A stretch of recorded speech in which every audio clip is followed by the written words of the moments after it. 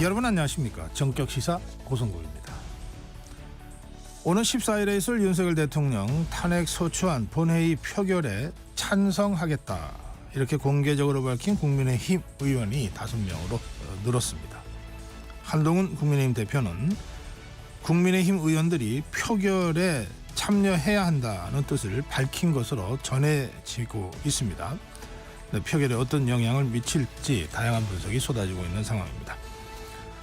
네, 전국 상황 오늘은 이상민 전 국민의힘 의원 그리고 김현정 더불어민주당 의원 차례로 만나보겠습니다. 아마 전화 연결을 해야 될 것 같습니다. 매주 목요일 코너 진격의 경제 문화 이슈에서도 다양한 소식 전해드리겠습니다. 12월 12일 목요일 전격시사 출발합니다.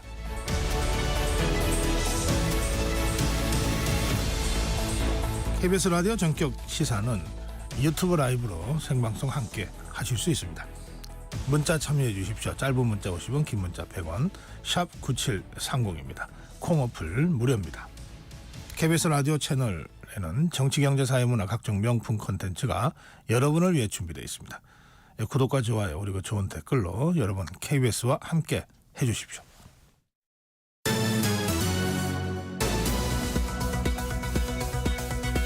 네, 뉴스 브리핑입니다. 한국경제신문 최형창 기자입니다. 최 기자 어서 오세요. 예, 안녕하십니까. 네, 비상계엄 사태 수사 이제 용산까지 갔습니다. 예, 경찰이 용산 대통령실 압수수색을 시도했지만 결국 진입은 실패했습니다. 대통령 경호처와의 8시간 대치 끝에 무산된 겁니다. 경찰은 임의 제출 방식으로 일부 자료만을 넘겨받았는데요. 경찰 관계자는 직접 대통령실 청사 등에 들어가 압수수색을 하겠다고 강력히 요청했으나 경호처가 공무상, 군사상 비밀 등을 이유로 직접 들어가지 못한다고 거부했다고 밝혔습니다. 압수수색 영장을 통해 확보하려고 했던 자료 중에 극히 일부에 해당하는 자료만을 받아 유감이라고도 전했습니다. 네, 압수수색 영장에 어떤 내용이 담겨 있습니까? 예, 일단 영장에는 윤석열 대통령이 피의자로 적시가 됐습니다.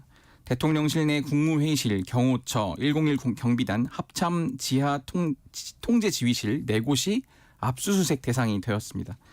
영장에는 대통령실이라는 장소 특수성을 감안해 임의 제출로 먼저 자료를 확보하라는 내용이 있었다고 특별수사단 측은 전했습니다. 임의 제출이 불가능한 경우 관리자 허가에 따라 압수수색하라는 단서가 있어 청사 진입이 쉽지 않았다는 겁니다.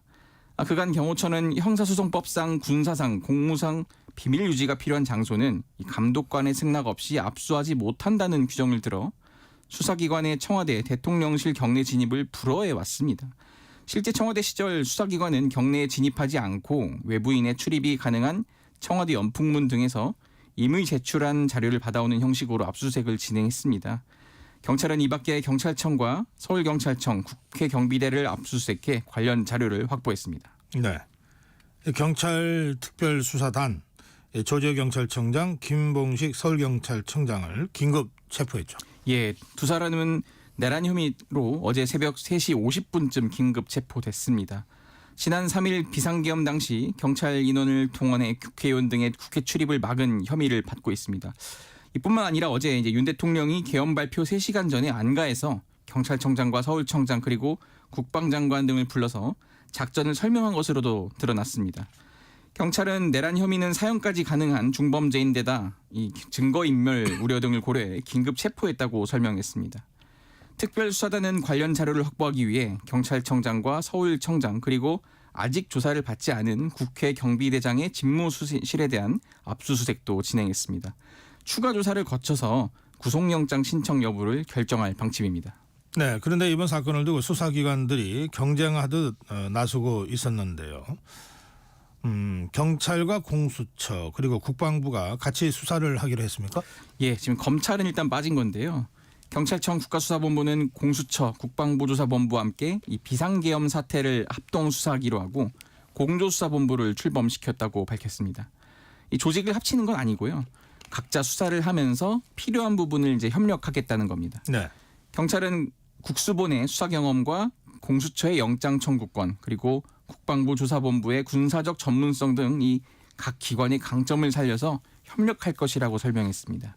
경찰은 중복 수사로 인한 혼선을 없애려는 조치라고 밝혔지만 이 검찰과 군 검찰이 합동 수사를 벌이고 있는 검찰특별수사본부가 또 별도로 운영되고 있기 때문에 수사 혼선이 완전히 해소되기는 어려울 거란 전망이 나오고 있습니다.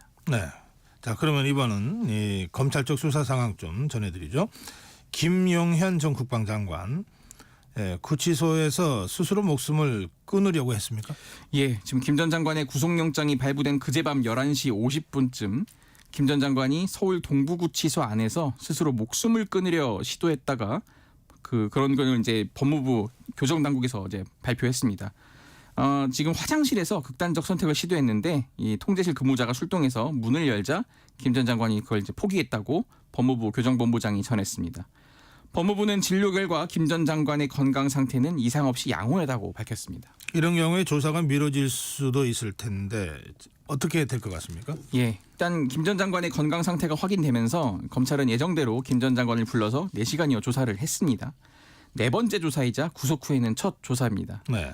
검찰은 윤석열 대통령이 김 전 장관에게 계엄에 관한 지시를 내린 구체적인 경위 등을 캐물었는데요. 김 전 장관은 검찰 조사에서 자신이 작성한 계엄 포고령 초안을 윤 대통령이 직접 수정하고 법률 검토까지 했다는 취지로 진술한 것으로 전해졌습니다. 검찰은 김 전 장관의 이 같은 진술을 토대로 내란의 정점인 윤 대통령에 대한 혐의 사실을 다지고 있는 것으로 지금 분석이 되고 있습니다. 네. 군과 주요 군 지휘관들에 대한 수사도 속도를 내고 있죠. 예, 검찰은 어제 육군 특수전 사령부를 압수수색했습니다. 특전사는 계엄 당일 국회와 선관위에 병력을 투입했던 부대인데요. 곽종근 특수전 사령관이 지난 10일 국회에 출석해서 비상계엄 이틀 전인 지난 1일 계엄 관련 지시를 사전에 하달받았다고 밝힌 만큼 이 검찰은 압수수색을 통해 사전에 계엄을 준비했다는 증거 등을 찾으려 한 걸로 보입니다. 방첩사령부에 대한 압수수색도 그제에 이어서 계속 지금 진행이 됐습니다. 오후에는 김세훈 육군 특수작전 항공단장을 참고인 신분으로 불러서 비상계엄 선포 당일 국회 헬기 진입이 어떻게 승인된 건지 누구에게 지시를 받은 건지 등을 조사했습니다. 정성우 국군 방첩사 1처장도 소환했는데 정 처장은 국회에서 여인영 사령관이 선관위 서브 복사를 지시했다 밝힌 바 있습니다. 네. 여당에서는 대통령 탄핵 대신 질서 있는 조기 퇴진을 그동안 얘기해 왔습니다. 그런데 구체적인 방안이 제시되지 못한 사이에 당내의 기류가 좀 흔들리고 있다고 하는 얘기들도 나오고 있습니다. 예, 지금 여당 안에서 그 소장파로 꼽히는 인물이죠. 서울 더봉갑 초선 김재섭 의원 긴급 기자회견을 어제 열었습니다. 지금 모레 예정돼 있죠. 윤 대통령 탄핵 소추안이 이 표결에서 자신은 찬성표를 던지겠다고 공개적으로 밝혔습니다. 가장 질서 있는 퇴진은 탄핵이라면서 당 역시 결자 해지해야 한다고 촉구했습니다. 지금 2차 탄핵안 표결에서 벌써 찬성 의사를 밝힌 여당 의원이 김재섭 의원을 포함해서 조경태, 안철수, 김예지, 김상욱 의원 모두 5명입니다. 탄핵안이 가결되는 기준인 여당 이탈표 8표에는 못 미치지만 이 반대 당론에도 불구하고 표결 자체에는 참석하겠다는 여당 의원이 지금 10명을 넘긴 상태여서 지금 계속 지켜봐야 할 것 같습니다. 한동훈 대표가 입장을 내놨습니까? 예, 지금 한 대표가 아직 공식적으로 밝힌 건 아니지만 한 대표가 당 관계자 측근들에게 자신은 어쨌든 이번에는 우리 의원들이 좀 탄핵 표결에 참석해야 한다는 의견을 전한 것으로 지금 확인이 되고 있습니다. 다만 국민의힘은 어제 밤에 출입기자 공지를 통해서 한 대표가 탄핵 찬성 의사를 밝힌 것이라는 일부 보도는 사실이 아니다 이렇게 선을 그었습니다. 그러니까 표결에는 참여해야 한다는 거지 찬성하라는 건 아니다 이런 입장입니다. 지난 7일 첫 탄핵안 표결 때 이 부결을 당론으로 정했잖아요 여당이. 어쨌든 그런 불참하는 방식을 그때 당시 이제 당론으로 정했는데 이 한 대표가 이렇게까지 나서면은 이 표결 참여 여부를 당론으로 정하기보다는 지금 일각에서는 자율투표에 붙여야 되는 것 아니냐 이런 가능성도 나오고 있습니다. 네. 철도 노조 파업 총파업입니다. 일주일 만에 끝났습니다. 예, 드디어 어제 끝났습니다. 코레일과 전국 철도노동조합 노사 간 협의를 마치고 합의안을 도출했습니다. 노사는 기본급 2.5% 인상, 4조 2교대 근무체계 시행, 인력 충원, 승진 포인트제 마련 등의 공감대를 이뤘습니다. 철도노조는 어제 오후 7시부터 현장에 복귀했고요. 수도권 전철은 오늘 첫 차부터 지금 정상 운행에 들어갔습니다. KTX와 무궁화호 등 일부 간선 여객 열차는 단계적으로 정상화될 예정입니다. 네, 오늘 여기까지 듣겠습니다. 뉴스브리핑 최형창 기자였습니다. 감사합니다. 네, 전격 시사 듣고 계신 지금 시각 7시 30분입니다. 날씨 정보입니다. 현재 서울의 기온 영하 3도로 평년 수준의 영하권 추위가 찾아왔습니다. 바람도 제법 불고 있는데요. 내일 오후부터는 더 추워지겠습니다. 바람도 강해지고 기온이 뚝 떨어지면서 모레는 서울의 아침 기온 영하 4도에 머물겠습니다. 건강관리에 유의하셔야겠습니다. 오늘은 전국이 맑다가 밤부터나 구름 양이 많아지겠고요. 낮 기온 서울 5도, 전주 7도 등 4도에서 11도로 낮에도 좀 쌀쌀하겠습니다. 내일은 서쪽 지방을 중심으로 비나 눈 오는 곳이 많겠습니다. 찬 공기가 서해 바다를 건너면서 해기차에 의한 눈 오는 곳이 많겠는데요. 제주 산지는 최대 10cm, 경기 남부와 충청 호남 1에서 5, 그 밖에 서울을 비롯한 곳곳으로 1cm 정도의 눈이 쌓이겠습니다. 교통 안전에 유의하셔야겠습니다. 현재 부산과 울산에는 건조특보가 내려져 있고요. 또 오늘 오후까지 다시 내일부터는 서해안과 호남 해안에 제주에 바람이 강하게 불겠습니다. 또 오늘까지는 동해안의 너울성 파도가 높겠습니다. 지금 서울의 기온은 영하 3도입니다. 날씨 정보였고요. 다음은 이 시각 교통 상황 알아보겠습니다. KBS 교통정보센터의 정현정 씨입니다. 네, 먼저 고속도로 상황인데요. 경부고속도로 서울 쪽입니다. 수원부터 정체 시작됐고요. 판교에서 판교 분기점, 달래내 고개에서 반포까지 어렵습니다. 반대 부산 방향은 반포에서 서초, 더 가서는 신갈 분기점에서 수원까지 막히고요. 오산에서 안성 분기점까지 제속도 못 냅니다. 경인고속도로는 역시 서울 쪽인데요. 부천부터 시작된 정체는 신월까지 이어져 있고요. 반대 인천 쪽으로는 인천 요금소에서 서인천까지 막히고 있습니다. 한편 서울 양양고속도로 상황은 서울 쪽인데요. 화도 분기점에서는 고장난 화물차가 서 있습니다. 서해안고속도로 서울 방향 영광 2터널 부근에서 영광 1터널 사이 2차로 작업으로 막혀 있습니다. 영동고속도로는 강릉 쪽인데요. 서창에서 월곶까지 어렵습니다. KBS 교통정보센터였습니다.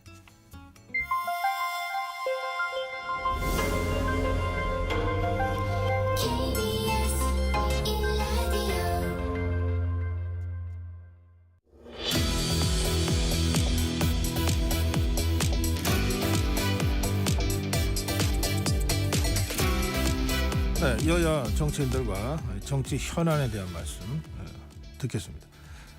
네, 먼저 이상민 전 국민의힘 의원 전화로 연결합니다. 네, 안녕하십니까? 네, 안녕하세요. 네, 비상계엄 사태 이후 지금까지 일련의 그 탄핵 정국 어떻게 보고 계시는지요? 예, 뭐 국내적으로 상당히 어려운 입장이고 또 국민들께서도 그 어려운 입장에 놓여 있는데 이런 소란스러움과 그 괜한 걱정을 끼쳐드린 거는 정치권의 그런 무능과 또 대립과 갈등을 정략적으로 이용하려고 하는 점에 있었다는 점에서 정치권에 있는 사람으로서 국민들 뵙기가 송구스럽고요.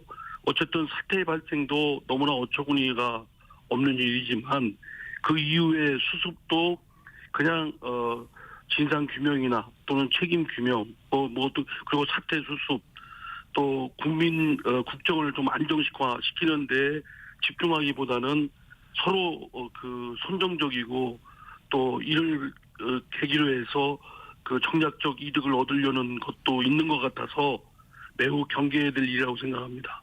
네. 이번 주 토요일입니다. 14일.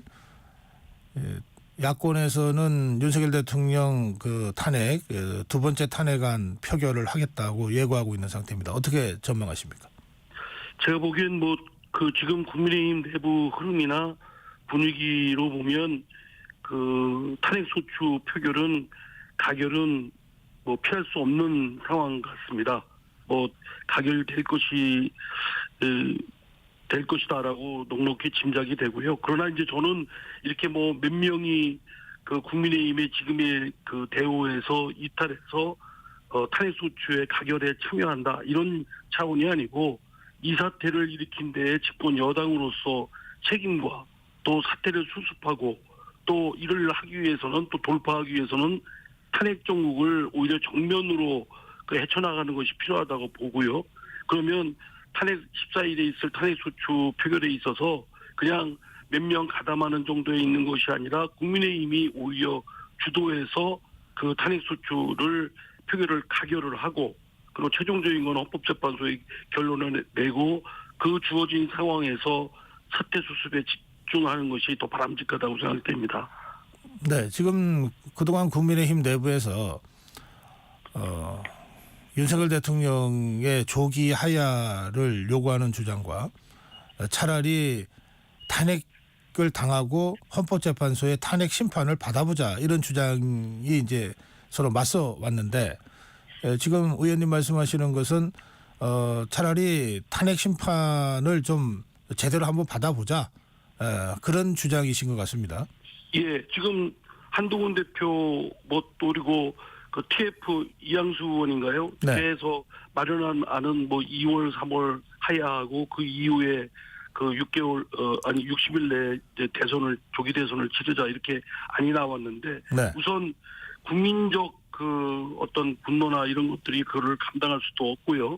또 지금 민주당이 그거에 협조할 리도 없고 그리고 이제 이미 국민의힘 내부에서도 전열이 이탈되는 것이 나와서 그러한 것들이 관철되려면 대우나 전열이 일치돼야 되는데 이미 두 분 무너졌다고 생각됩니다. 그렇다면 이왕 그 탄핵 소추 가결을 피할 수 없는 사태고 조기 퇴진이든 그 하야든 탄핵이든 결론적으로는 같기 때문에 오히려 국민의힘이 주도적으로 이 사태에 대한 책임과 또 사태 수습에 적극적이고 주도적으로 나섰다라는 것을 남기 위해서도 그 역할을 주도적으로 이번 표결 절차에 그 가결시키는데 주도적으로 나서는 것이 저는 오히려 낫다고 생각됩니다. 네, 지난 주말에 있었던 탄핵안 1차 표결에서는 국민의힘이 본회의장 퇴장 전략을 구사했습니다.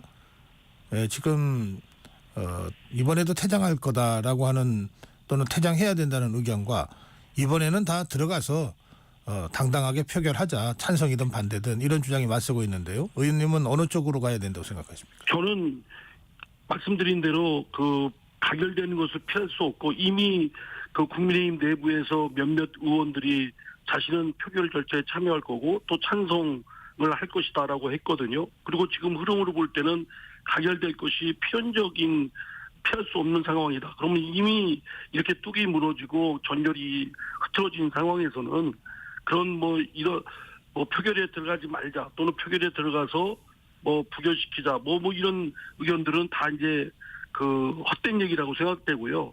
표결에 참여하고 오히려 가서 가결을 시키는데 주도적이고 적극적인 역할을 오히려 국민의힘이 좀 하자. 그리고 이거에 대해서 책임지는 모습을 보이고 사태 수습에 할 수 있는 대의 명분도 얻자 이런 생각입니다.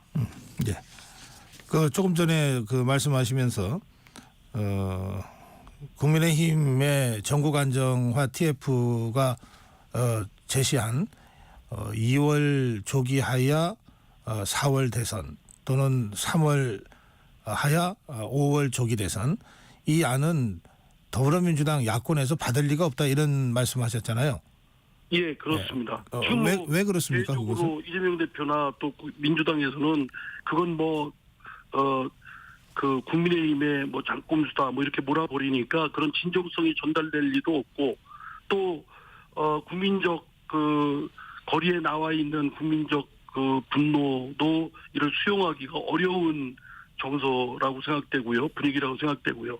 그리고 이왕 이러한 사태를 피할 수 없다면 국민의힘이 말씀드린 대로 책임지는 자세와 사태 수습에 적극적으로 오히려 나서겠다라고 해서 적극적으로 그 주도적인 역할을 하는 것이 오히려 더 바람직하다고 생각됩니다. 네. 네, 지금 그 경찰, 검찰, 공수처 그리고 어제 국회에서 통과된 상설특검 그리고 오늘 표결 예정돼 있는 그 일반 특검이 모두 윤석열 대통령과 그 이번 계엄 사태 주도자들에 대한 내란죄 혐의 수사를 겨냥하고 있지 않습니까? 네네. 네, 의원님 범죄가이시기도 한데 이 내란죄 수사에 대해서는 어떻게 생각하시는지요? 어쨌든 일각에 강하게 그걸 주장하는 사람들과 또 혐의를 갖고 있는 수사기관들이 있기 때문에 뭐 한 번쯤 짚어봐야 되겠습니다만 여러 가지 쟁점이 있습니다. 우선 내란죄가 되기 위해서는 그 구속 요건이 충족이 돼야 되는데 그런 국헌 문란의 목적을 갖춰야 되고 또 국민적 전체의 폭동 수준의 어떤 그런 사태가 발생을 해야 되는데 이런 것들을 과연 그때의 상황과 맞춰서 충족을 했느냐라는 것은 면밀히 살펴봐야 될 법리적인 쟁점들이 있습니다. 그래서 우선 실체 규명이 먼저 잘 규명이 돼야 된다고 생각되고요. 네. 이런 것들이 그냥 분위기에 들떠서 그냥 한쪽으로 몰아버리는 것보다는 철저한 다각도의 실체 규명을 위한 노력이 필요한데 지금 여러 개의 수사기관들 뭐 검찰이든 경찰이든 또 뭐 군인가요?에서도 또 이렇게 뭐 여러 수사기관들이 참여해서 좀 과당 경쟁을 걱정할 정도의 그런 것들이 참여하고 또 국회에서도 뭐 국정조사 한다고 하니까 자칫 혼선이나 또는 분위기를 몰고 가는 그런 것이 있지 않을까라는 우려가 됩니다. 저는 결론을 내놓고 거기에 짜맞추는 그런 방식은 옳지 않다고 생각되고요. 철저하게 냉정하게 진상 규명을 하고 실체적 진실을 해야 되고 또 그 방식에 있어서는 적정 절차의 원칙을 견지하면서 법리적인 충족을 했는지를 잘 면밀히 살펴봐야 된다고 생각합니다. 네, 여러 수사기관이 수사를 진행하면서 그중에서도 공수처가 윤석열 대통령에 대한 출국 금지 조치를 요청해서 법무부가 이걸 받아들이는 상태고요. 그리고 어제는 경찰이 대통령실에 대한 압수수색을 집행하려고 하다가 일부 이미 제출 자료만 일부 받고 그 청사를 압수수색하지는 못했습니다만 이런 상태에서 또 공수처에서는 윤석열 대통령에 대한 뭐 체포 가능성도 지금 흘러나오고 있는 상황이거든요. 이 현직 대통령에 대해서 일단 출국 금지 조치가 내려졌고 그리고 체포 수사 가능성이 수사기관에서 흘러나오고 있는 이 상황은 의원님은 어떻게 보시는지요? 예, 누구나 뭐 형사적 처벌이나 또는 뭐 구속, 뭐 압수수색에 예외가 될 수 없고 특별한 어떤 혜택을 받을 수 없고 평등의 원칙이 적용돼야 되는 건 맞는데 네. 그러나 결론을 내놓고 의지가 있느냐 또는 뭐 하겠다 뭐 이렇게 해서 거기에 짜맞추는 식으로 가는 건 오히려 그 과정에 오류나 또 역효과가 발생할 수 있는 우려가 있다고 생각됩니다. 그러니까 철저하게 냉정하게 실체적 진실을 규명하고 그리고 법리의 조건에 맞출 때만 긴급조치든 구속이든 할 수 있는 것이지 그냥 뭐 이 사건이 내란죄는 구속 수사가 원칙이라든가 뭐 이런 얘기를 결론을 내놓고 거기에 짜맞추는 식은 저는 바람직하지 않다고 생각됩니다.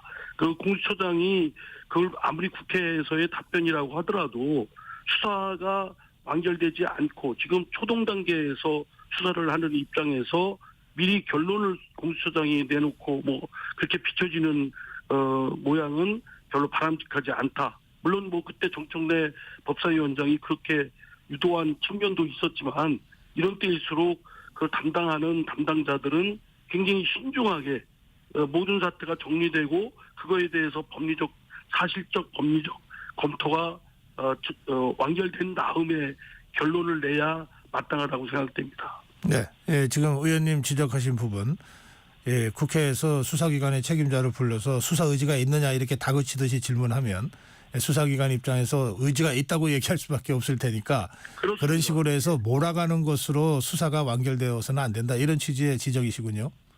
예, 그렇습니다. 알겠습니다. 그런가 하면 어제 국회 긴급 현안 질의에서 야당 의원이 한덕수 총리에게 이번 사태와 관련된 사과를 요구했고 한덕수 총리가 여러 차례 고개를 90도로 숙이면서 사과를 했고 한덕수 총리의 사과만으로 부족하다. 국무위원 전체가 사과해야 된다. 그래서 또 대다수 국무위원들이 일어나서 고개를 숙이고 사과를 했는데 유일하게 그 자리에서 일어나지 않고 고개도 숙이지 않은 그 국무위원이 한 사람이 있었습니다. 김문수 장관입니다. 이 장면을 우리 국민들이 다 보셨는데 의원님 어떻게 보셨어요?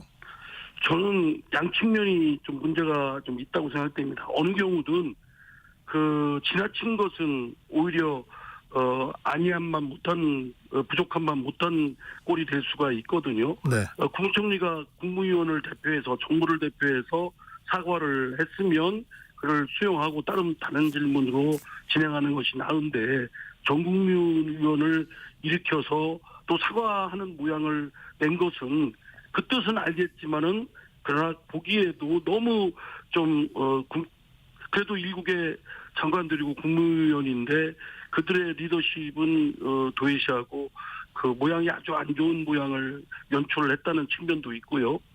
또 김문수 장관도 어쨌든 본인의 뭐 소신이 어떻든 간에 양심의 자유라든가 뭐 등등의 것은 있었다 할지라도 국민적 장관으로서 국무위원으로서 그 국민적 정서나 국민적 어떤 기준 눈높이는 충분히 감지를 했을 것이다라고 생각되면 거기에 그냥 버티고 앉아서 뭐 나는 못하겠다 이런 모양을 보이는 것도 저는 그 지금 정부의 어떤 진정성이나 사과를 하는데 좀 그 옥의 티를 낸 꼴이 아닌가 그런 점에서 그것도 매우 좀 적절치 않았다라고 생각됩니다. 네. 이제 그런 상황에서 어제 현안 질의에서 국민의힘의 윤상현 의원이 법무부 장관을 상대로 한 질의응답이 있었는데요. 그중에 보면 1997년 대법원 판례를 인용을 합니다. 비상계엄은 고도의 정치 행위고 통치 행위다. 대통령의 권한을 존중하면서 사법심사를 자제해야 한다. 위헌성 문제도 사법심사를 자제하는 선에서 심판해야 한다는 것이 대법원 판례다. 이런 발언을 하고 이 발언 과정에서 야당 의원들의 강력한 항의도 있고 그랬습니다만 이게 이제 사실은 이 헌법 또 대법원 판례라고 하는 것은 이 법률에 준하는 그 권위를 갖고 있는 것이라서 이 법리적인 그 논란 부분이 있고 또 해석 부분이 있습니다. 그리고 사실관계 판단은 또 그와는 별도로 또 이루어져야 되는 부분이 있는데 이상민 의원님 법률가로서 이 부분은 어떻게 보시는지요? 예, 유상현 의원이 빠뜨린 게 있습니다. 물론 그 통치행위를 인정하느냐 아니냐가 전문가들 학자들 사이에서도 논란이 있지만 설사 통치행위 고도의 통치행위라는 걸 인정하고 또 비상계엄의 발동이 고도의 통치행위라고 하더라도 적법해야 되고 합헌적이어야 됩니다. 또 그 절차와 방식도 적정 절차에 의해야 되고요. 또 비례성의 원칙이나 이런 법 원칙에 일치해야 되는데 그건 빠뜨리고 앞부분 고도의 통치행위니까 무법으로 해도 되고 무한정해도 된다는 얘기는 아니거든요. 그 대법원 판결도 고도의 통치행위라고 하더라도 그거는 합헌적이고 적법해야 된다라는 뒷부분을 빠뜨리고 말씀을 한 것 같은데 네. 저는 이번에 그 비상계엄 사태도 설사 뭐 고도의 통치행위건 아니건 그건 뭐 합리적인 여러 논란이 있다 하더라도 그거는 헌법에 합쳐야 되고 법률에 맞춰야 되고 이치에 맞춰야 되고 하는 건 마땅한 거 아니겠습니까? 근데 그거를 요건도 제대로 갖추지 못한 상태에서 이렇게 이런 어처구니 없는 상태를 만드는 발동한 거에 대해서는 분명히 잘못한 것이 있는 것이죠. 그 점을 간과했다고 생각합니다. 어제 윤상현 의원의 질의응답 과정에서 김대중 전 대통령의 대북 송금 사건이 언급이 됐었거든요. 그때도 실무자들은 처벌됐지만 대통령은 통치권 차원의 행위로 간주돼서 사법 처리되지 않았다. 이런 대목이 있는데 그 부분은 어떻게 보시는지요? 예. 뭐 그것도 마찬가지입니다. 시각이 고도의 통치행위로서 그 사법 심사하는데 좀 더 일반 사건보다는 좀 한계 지어져 있고 좀 제한적이다라는 측면은 있을 수 있지만 어쨌든 그거에 대해서 고도의 정치에서 남북관계의 발전을 위해서 불가피했다. 그 당시 아마 그런 판결을 내린 분들은 그런 의견을 갖고 있었을 겁니다. 그러나 또 한편 다른 시각은 아무리 남북관계의 그 평화나 안정을 기한다고 하더라도 합법적인 방법 또는 적정 절차에 의해서 해야지 하지 않는 건 대통령이 했다 하더라도 불법이다라는 의견도 있거든요. 이런 부분에 대해서는 좀 논의가 좀 많이 필요하다고 생각되고요. 양 측면의 시각이 있다고 생각됩니다. 예, 알겠습니다. 지금 의원님 말씀하신 대로 여러 가지 우리 헌정사에 있었던 여러 가지 사례들이나 또 법리적인 이 부분들을 좀 차분하게 짚어가면서 하나하나 정리해 나가는 그런 앞으로의 어떤 사법적 판단이 필요하다. 그런 말씀으로 제가 듣겠습니다. 네. 자, 국민의힘이 오늘 그 추경호 원내대표 사의에 따른 그 원내대표 선거를 하는데 어떻게 전망하십니까? 지금 권성동 의원과 김태호 의원과 권성동 의원 두 사람으로 지금 이 경선이 치러질 것 같은데요. 근데 저는 그 권성동 의원은 뭐 개별적으로 잘 압니다만 그 뭐 개인적인 역량이나 리더십에 뭐 많은 걸 갖추신 분이긴 하지만 지금은 뭐 개인의 역량을 따지기보다는 전체적인 구도나 국민적 지금 시선을 외면할 수 없거든요. 근데 지금 어쨌든 이번 비상계엄 사태는 윤석열 대통령의 책임이 제일 크고 그거에 대해서 윤석열 대통령 쪽에 그동안 전국의 운영상 그 좀 더 가까이 지근거리에서 입장을 같이 했던 분들의 대표적인 분이 권성동 의원 아니겠습니까? 그러면 권성동 의원도 뭐 직접적인 이번 비상계엄에 책임을 뭐 져야 된다라는 얘기는 아니지만 정치적인 국민적 시선이나 또는 책임 문제나 이런 걸 볼 때 좀 비껴 있는 것이 저는 맞다고 생각됩니다. 지금 네.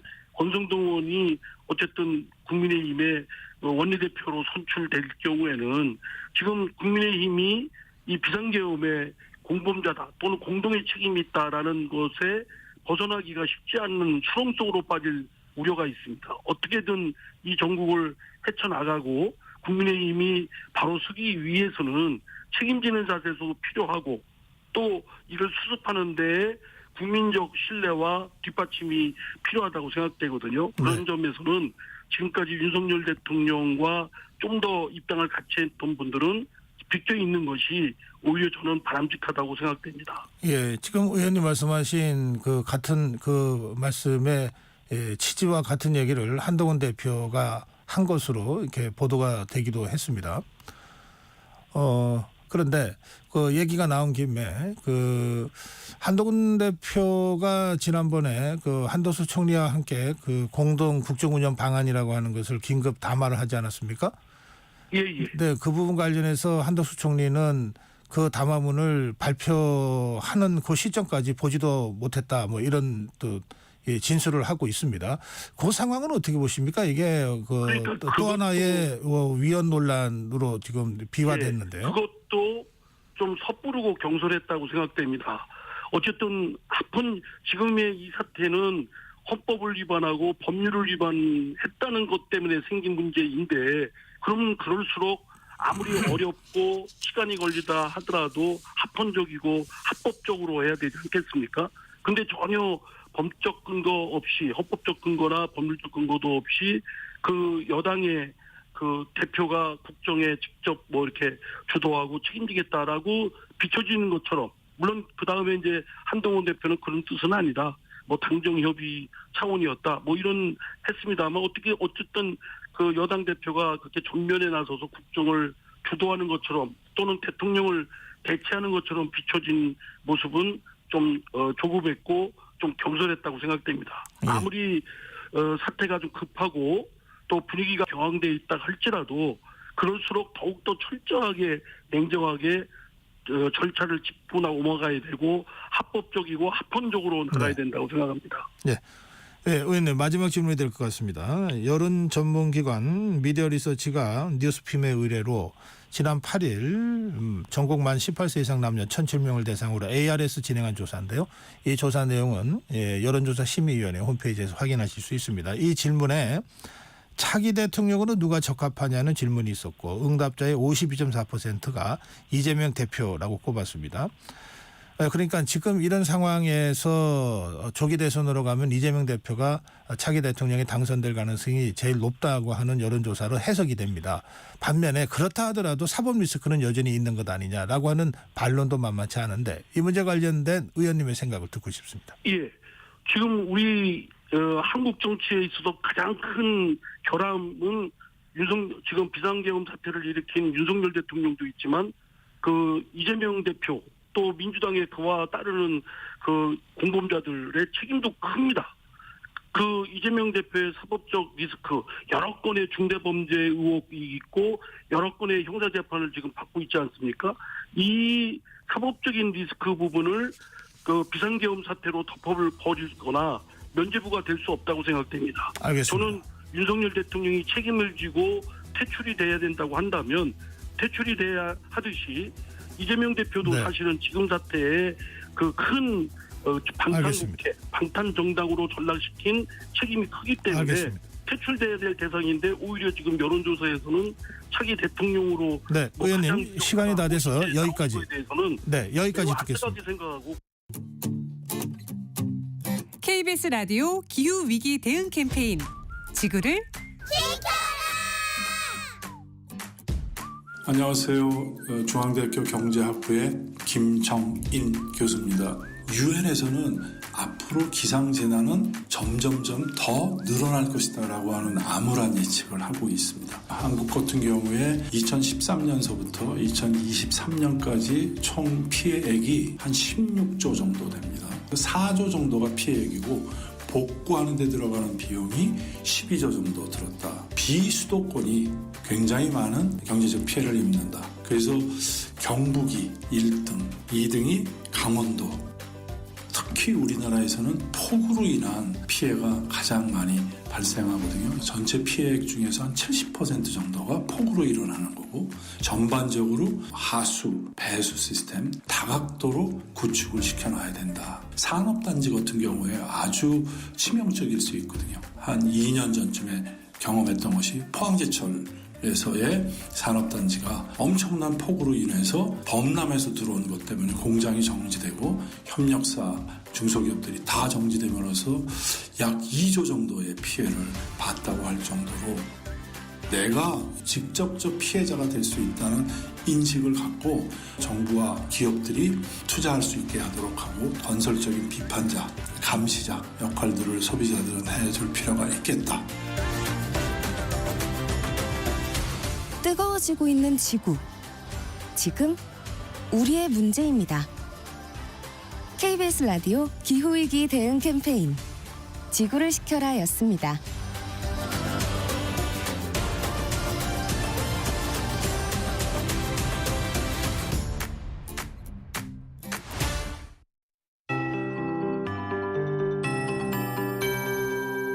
KBS 58분 날씨.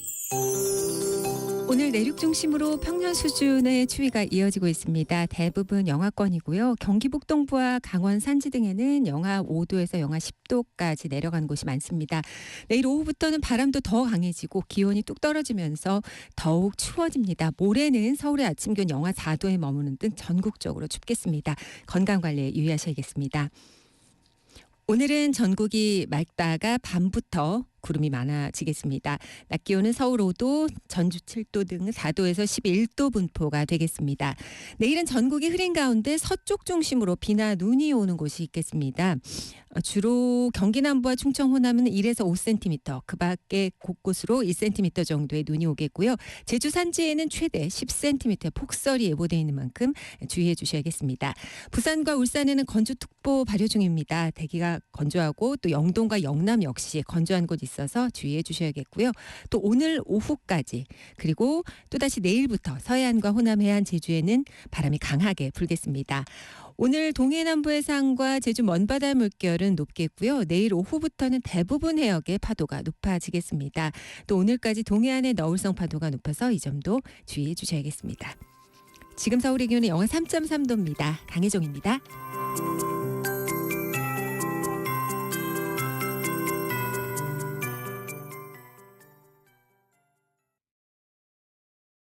정성을 다하는 국민의 방송 KBS가 8시를 알려드립니다. AM 711kHz, FM 97.3MHz, KBS 1라디오입니다. HLKA.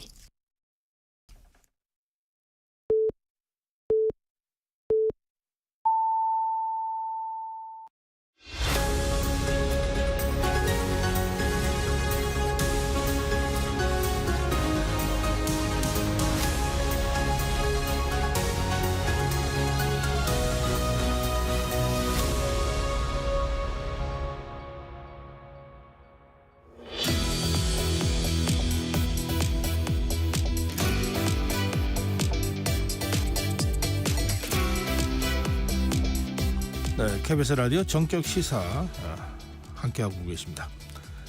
이번에는 야당 측 정치인과 전국 현안에 대해서 짚어보겠습니다. 더불어민주당 경기도 평택시 병지역구 의원입니다. 김현정 의원 전화로 만나보겠습니다. 의원님 안녕하십니까?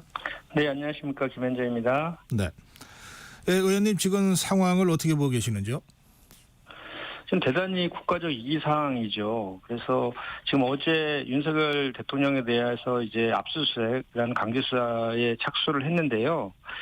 저는 이 압수수색이 지금 이원적인 계엄 선포 이후에 이제 8일 만에 내란 수계의 피의자에 대해서 이제 들어간 것인데 저는 오히려 좀 늦었다 이렇게 생각합니다. 왜냐하면 이 비상계엄이라는 것은 그 절차가 정당하다 하더라도 정부와 법원에만 특별한 조치가 가능함에도 불구하고 국회를 계엄군에 의해서 총칼을 무장한 계엄군에 의해서 침탈을 해서 계엄 해제 결의를 무력화시키고 헌법기관인 국회의원을 체포하기 위해서 체포하겠다는 것이 명백히 지금 확인되고 있는 그런 상황이어서 이것은 국헌문란과 국가기관의 기능을 마비시키는 그런 그 내란죄에 해당될 가능성이 높다라고 법 쪽에서도 다 이구동성으로 얘기하고 있는 그런 내용 아닙니까? 그런 상황에서 계엄을 건의했던 김용현 전 장관도 이미 체포 구속돼서 수사 중에 있고 또 김용현에 대한 영장에 윤석열 대통령은 내란 수괴죄로 적시가 되어 있기도 하고요. 또 김용현 전 장관의 진술에 의하면 포고령을 직접 썼고 본인이 윤석열 대통령과 상의했다라고도 하고 있고 또 특전사령관도 윤석열 대통령이 국회의원의 체포를 직접 지시했다. 문 부수고 의원 끄집어내라라고 지시했다고 하고 있습니다. 또한 경찰청장도 윤석열 대통령이 의원의 체포를 직접 지시했다 이렇게 하고 있는 상황이거든요. 이런 상황 속에서 윤석열 대통령은 지금 퇴진할 생각은 전혀 없는 것 같고 오히려 헌재 탄핵에 대비하고 있다는 언론 보도가 나오고 있는 이런 상황입니다. 그리고 지금 이 상황 같은 경우에는 증거인멸 가능성도 대단히 높고 또 윤석열 대통령이 어떠한 일을 도모할지 모르는 그런 불안한 상황 아닙니까? 그렇기 때문에 경제라든지 또 외교적인 측면에서의 리스크가 정말 더 커지고 있는 그런 상황 아니겠습니까? 그래서 빨리 압수수색뿐만 아니라 체포해서 구속 수사해야 된다고 저는 생각하고요. 다만 어제 이제 압수수색에 대해서 대통령실과 경호처의 저지로 이제 불발이 되었는데 이것은 명백한 내란의 가담행위다 저는 그렇게 생각합니다. 그래서 계속해서 이렇게 그 경호처에서 그 저지시킬 경우에는 그 명령권자라든지 실행자 모두 내란죄로 처벌될 수 있다 저는 본인은 그렇게 생각합니다. 예. 어제 일부 자료만 이미 제출 형식으로 받았고 그 청사 내에 그 강제 압수수색은 이제 못했는데요. 이제 그 문제 관련해서 지금 의원님은 그 압수수색 영장 집행을 막은 대통령 경호처가 내란 공범이 된다 이런 이제 취지의 주장을 하신 거죠? 네, 그렇습니다. 그래서 지금 우리 그 형사소추의 불소추 특권을 이제 대통령 갖고 있는데 내란과 외환의 죄는 워낙 그 국가주의를 위태롭게 하는 대역죄이기 때문에 그 예외를 두고 있는 것 아니겠습니까? 그리고 어제 공수처장도 국회에 나와서 그 내란죄 같은 경우에는 영장 없이 긴급 체포도 가능하다 이런 상황이죠. 이런 상황 속에서 그 헌정 질서를 문란시킨 피의자에 대한 압수수색을 막는 것은 이것은 그 경찰력의 남용이고 위법한 행위다라고 하지 않을 수 없는 것이죠. 그래서 만약 계속해서 경호처가 이렇게 저지한다라고 하면 경찰에서는 더 강한 방법을 동원해서 반드시 증거 인멸하는 것을 막고 압수수색과 체포 구속에 들어가야 된다 이렇게 생각합니다. 네, 지금 이 내란죄 혐의에 대한 수사가 현재까지는 세 기관이요. 검찰, 경찰, 공수처, 그리고 국회에서 통과시킨 상설특검, 그리고 오늘 표결 예정인 일반 특검, 이게 이제 표결하면 통과가 될 것으로 되게 예상들을 하니까, 그러면 모두 5개 기관에 의한 수사가 이제 진행되거나 진행될 것으로 예상되지 않습니까? 네네. 이 부분 관련해서 수사 공조, 공수처와 경찰의 수사 공조 얘기는 있지만 여전히 검찰은 빠져 있거든요. 이건 네. 어떻게 보십니까? 어떻게 정리가 필요하다고 생각하시는지요? 네, 일단은 검찰은 지금 그 시행령에 의한 직권남용죄에 대한 관련 수사로 조금 내란죄를 수사하고 있는 것이라서 이 법에 의하면은 그 수사권이 없다라고 대체적으로 다 해석하고 있고요. 그 경찰의 그 특수본에서조차도 이렇게 수사 권한이 없는 곳에서 수사한 결과는 법원에서 배척될 가능성이 높아서 공소기각 날 가능성이 높다라고 하고 있지 않습니까? 그래서 검찰은 이 수사에서 손을 떼고 경찰로 이첩하는 게 맞다. 저는 그렇게 생각을 하고, 일단 공수처와 그 경찰하고 그 국방부가 공주수사본부를 꾸렸기 때문에 거기서 수사를 하다가 이제 상설특검 이제 출범이 되면은 그쪽으로 이관을 시키는 것이 맞다고 보고요. 또한 상설특검은 기간과 인원 측면에서 이제 제한적인 그런 특검이기 때문에 오늘 이제 본회의에서 일반 특검이 통과가 된다라고 하면 일반 특검으로 다 포괄해서 그쪽에서 다 수사를 하는 것이 맞다 이렇게 생각합니다. 예. 의원님 말씀에 이제 검찰의 수사 부분을 잠깐 언급하셨는데, 지금 검찰이 수사를 하면은 이 수사 권한이 없는 수사기관이 수사한 꼴이 돼서 나중에 기각될 가능성이 많다, 이런 취지의 말씀하신 거 아닙니까? 네네. 그러면 검찰이 그걸 염두에 두고 지금 수사를 하고 있다고 혹시 생각하시는지요? 아니면 하다 보니까 그렇게 됐다고 생각하시는지? 제가 봤을 때는 검찰이 이제 두 가지의 해석이 지금 가능할 것 같은데요. 네. 일단은 그동안에 윤석열 검찰이 대단히 정권의 편향적인 수사와 기소, 그리고 야당과 전 정부에 대한 무차별적인 표적 수사, 이거로 인해서 많은 지탄을 받고 신뢰가 많이 추락된 그런 상황인데, 지금 윤석열 대통령에 대해서는 지금 내란죄로 기울할 수 있다라는 게 아마도 검찰과 경찰 등에서 다 이미 법률 검토가 끝났다고 저는 알고 있거든요. 그렇기 네. 때문에 이 수사를 기하로 해서 다시 검찰의 뭐랄까 지위 같은 걸 다시 회복시키려고 하는 그런 네. 측면이 하나가 있는 것 같고요. 또 하나는 그동안에 해왔던 것처럼 윤석열 정권에 있어서 이 수사도 직권남용죄에서 관련된 이제 내란죄를 수사하는 것인데, 꼬리 자르기 수사를 통해 가지고 김용현 전 장관을 중심으로 계엄이 이게 선포되었다. 라는 식으로 하는 그런 주장들도 있지 않습니까? 특전사령관의 진술에 의해서도 그런 것이 이제 확인되고 있는데, 그렇게 함으로 인해 가지고 뭔가 한동훈 대표가 이제 다음 시간 끌기를 해서 윤석열 대통령을 구속까지도 시킬 가능성이 더 높다고 보는데, 구속시킨다 해서 거리가 아니라 사고로 해석을 해서 시간을 끌면서 적정한 시기에 이제 우리 이재명 대표의 공선법이라든지 또는 이중교사 관련된 재판 그런 결과들도 보고, 또 헌재의 판결도 기간이 한 6개월 가량은 소요되기 때문에 그 과정에서 또 다른 이렇게 국면을 전환시키는 그런 것들을 자꾸 이제 이렇게 시도함으로 인해서 국면을 전환하려고 하는 그런 이제 흐름이라고 저는 보여지는데, 그렇기 때문에 검찰이 지금 윤석열 정권에서는 윤석열 대통령이나 한동훈 대표나 지금 믿는 것은 검찰밖에 없는 거 아니냐. 그러니까 검찰에서도 아까 말한 두 가지 이유로 인해서 이 수사를 지금 하고 있다라고 이제 보는데, 그 전까지는 그것이 이제 수사와 기소권이 기소 독점주의에서 검찰이 독점하고 있었기 때문에 국민들도 비판의 지점은 있었지만 어쩔 수 없는 측면이 있었지만, 이번 같은 경우는 명백하게 이제 수사의 권한도 지금 없다라고 보는 것이 대체적인 시각인데다가 지금 그 공조수사본부까지 떠 있고 상설특검과 이제 일반 특검까지 통과되고 있는 이런 시점이라서 검찰은 오히려 더 그 신뢰를 회복하기 위해서는 이런 의혹에서 그 자유롭게 해서는 그 수사에서 손을 떼고 저 공조수사본부로 이 사건을 이첩하는 것이 맞겠다 이 말씀 드립니다. 예, 알겠습니다. 그 지금 윤석열 대통령 탄핵안 그 2차 표결이 이번 주 토요일 날 14일 날 오후 5시로 예정돼 있지 않습니까? 네. 그거는 예정대로 진행되는 건가요? 네, 아직까지 변동사항 없습니다. 그런데 그 절차가 그 본회의 보고하고 그리고서 24시간 이후부터 이제 할 수 있게 돼 있잖아요. 네네. 근데 보고가 하루 늦춰졌다. 그러니까는 이제 발의할 예정이었는데 어제 이제 오늘 네. 발의한다 그러는데 하루 늦춰진 이유가 뭔가요? 그러니까 지금 새로운 의혹들이 계속해서 더 나오고 있는 것이죠.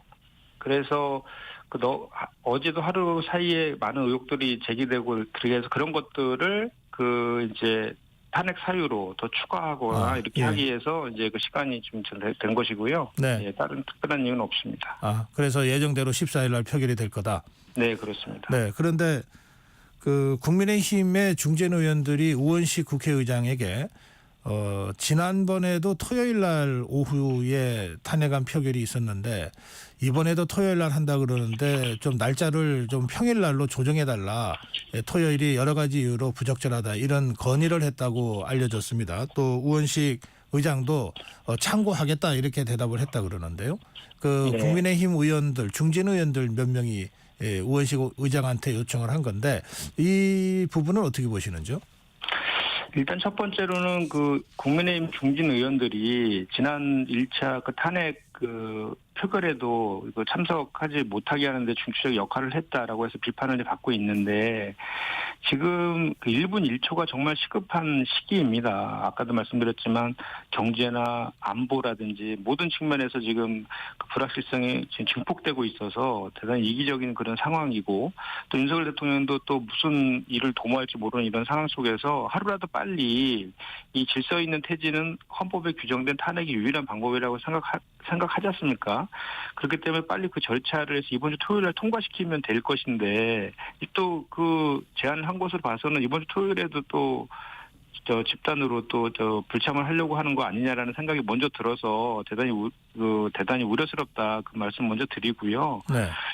우리가 이제 그 토요일 날 하게 된 이유는 그 절차가 그동안에 해왔던 절차에 의해서 처음에 토요일 날 이렇게 1차에 표결을 했는데 그때 사실 저희는 그 통과될 것을 기대하고 이렇게 했음에도 불구하고 이제 불발이 됐고 그 이후에 그 매일 이제 그 본회의를 열어가지고 이런저런 것들을 처리하고 있는 과정에서 보다 보니까 토요일이 이제 다시 이렇게 된 것이지 그걸 의도 갖고 이렇게 한 것은 아니기 때문에 네. 그 이전에 이번 토요일 날 빨리 이번에는 국민의힘 의원들께서 표결에 참여해서 이렇게 지금 헌정 중단 사태를 빨리 마무리하는 게 좋겠다. 저는 그 말씀을 먼저 드립니다.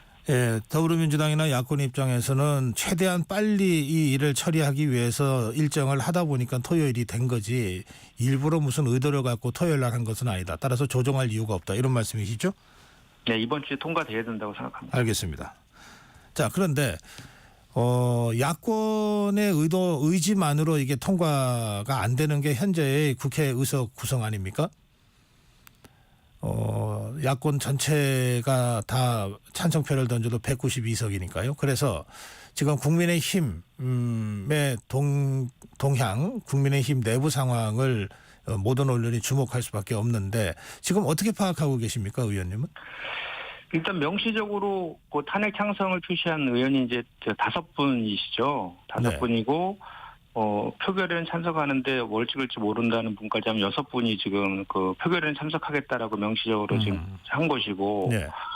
또 한동훈 대표 같은 경우도 그 본인이 처음에 주장했던 질서 있는 퇴진이 이제 거부된 상황 아닙니까? 그래서 오늘 원내대표 선출 뒤에 이제 본인이 어제 언론 보도에 나왔던데 명시적으로 탄핵 찬성 입장을 표명할 가능성도 있고 또 저희가 이제 그 국회 안에서 국민의힘 의원들 이제 같은 정무위 소속이라든지 또 친소 관계에 있는 의원들하고 이렇게 대화를 하다 보면 네.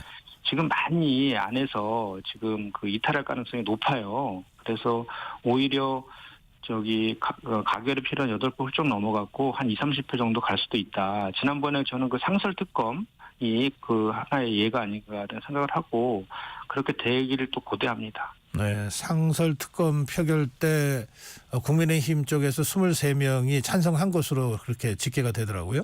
네, 그렇습니다. 기권도 14명이었죠. 네, 기권 14명. 이제 그런 숫자들이 이번에는 탄핵에 찬성할 가능성이 있다. 지금 이렇게 말씀하셨네요.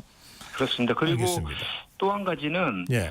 오늘 이제 누굽니까 권성동 의원이 원내대표로 추대될 것이다. 이렇게 지금 예측이 되고 있는데 만약에 그랬을 경우에도 추대입니까? 선출입니까? 지금 뭐 추대 가능성이 높다라고 언론 보도에 나오고 있더라고요. 그런가요? 예, 말씀하시죠. 그거에 대해서도 이제 친한계 한동훈 대표나 친한계에서 이제 비판하고 있는 그런 거로 제가 알고 있는데 네. 권성동 의원 같은 경우는 지난 그 박근혜 전 대통령 탄핵 당시에 그 법사위원장 하면서 그 탄핵을 주도했잖아요. 그 당시에 네. 새누리당. 네. 그리고 권성동 의원 같은 경우는 사실 지금은 친윤으로 분류되지만 원래는 친이계였잖아요. 네. MB계였단 말이죠. 그때 이제 그 주도를 했던 측면이 있어서 지금 현재 대통령 같은 경우에도 하야는 지금 거부하고 탄핵에 대비하고 있다라고 하고 있지 않습니까? 네. 그러니까 탄핵은 피할 수 없다라고 강제 수사까지 지금 들어가는 상태이기 때문에 그렇게 이제 판단을 하고 있는 거라서 오히려 그 새로운 원내대표가 들어와서 권성동 의원이 오히려 탄핵에 참여하자 이렇게 하고 참여할 가능성도 좀 배제할 수 없다라고 봅니다. 어차피 탄핵은 될 것이고 그 이후에를 도모하려는 전략이라면 그런 가능성도 배제할 수는 없다라고 저는 생각을 하거든요. 예, 의원님 말씀하신 부분은 권성동 의원이 박근혜 대통령 탄핵 때 국회 법사위원장으로서 탄핵 소추위원장 역할을 맡았던 그 부분 말씀하시는 것 같고요. 네. 그리고 지금 제가 알기로는 권성동 의원을 추대하자는 국민의힘 중진 의원들의 이야기들이 많이 있었지만 오늘 그 의총에서는 그 권성동 의원과 김태우 의원 간에 그 경선이 치러질 예정이다. 현재까지는 그렇게 제가 알고 있어서 그 부분은 참고하시면 좋겠고요. 네네. 네, 뭐 추대건 경선이건 어쨌든 국민의힘은 오늘 원내대표가 결정이 될 겁니다. 자, 그런데 지금 그 국민의힘 안에서 그 이양수 의원이 그 전국 안정화 TF 그 위원장을 맡아서 제시한 안 있잖아요. 네. 그러니까 이거는 이제 조기 하야 안입니다. 윤석열 대통령이 2월에 하야를 하고 그 2달 후인 4월에 조기 대선을 하자. 또 3월에 하야하고 2달 후인 5월에 조기 대선하자. 이 두 가지 안을 이제 한동훈 대표한테 보고했다고 보도가 됐잖아요. 네. 근데 이 안에 대해서는 이게 뭐 국민의힘 안에서는 지금 뭐 이렇게 그 다수가 아닌 것 같습니다만 그래도 지금 전국 안정화 TF가 그런 안을 제시한 데 대해서는 의원님은 어떻게 평가하십니까? 일단은 그 윤석열 대통령이 하야는 받지 않을 것이라는 게 거의 뭐 확실히 된 것 같아요. 확실히 확인되고 있는 것 같아요. 왜냐하면 그렇게 되면 계엄 선포가 잘못된 거를 스스로 인정하는 것이기 때문에 안 하고 이제 탄핵에 대비하고 있다라는 그 언론 보도가 있는 것 같고요. 일단은 이 그 조기 대선 로드맵이 한동훈 대표가 처음에 뭐 질서 있는 퇴진 얘기하면서 했던 그 맥락 아닙니까? 네. 근데 지금 이제 그러면 내년 2월까지는 그러면 윤석열 대통령이 자리에서 계속해서 불확실한 상태로 그 직무를 봐야 되는 거 아닙니까? 네. 그러니까 직무를 배제하고 이선으로 후퇴했다 뭐 이런 얘기 조기 대선 얘기하지만 이런 것들은 다 정치학적 그 용어일 뿐이지 어떤 법적 구속력이 있거나 또 위반하면 어떡할 겁니까?